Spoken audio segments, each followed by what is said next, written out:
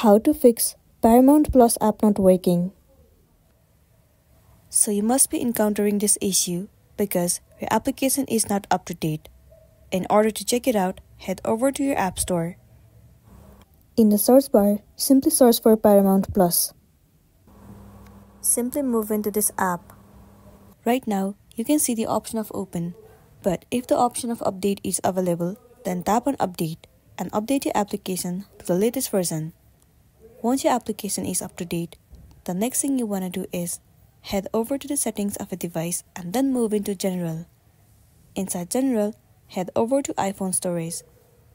In this page, search for the application Paramount Plus. Once you find it, move into it. Now what you want to do is tap on Offload App. Once again click on Offload App.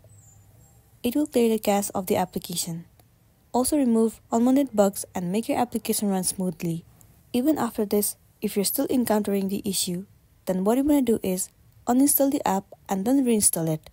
Reinstalling the app will definitely help you out, and then you'll be good to go. So that's all for today, and this is simply how you can fix Paramount Plus app not working. Make sure to smash the like button and consider subscribing if you found this video helpful. We'll see you in the next one.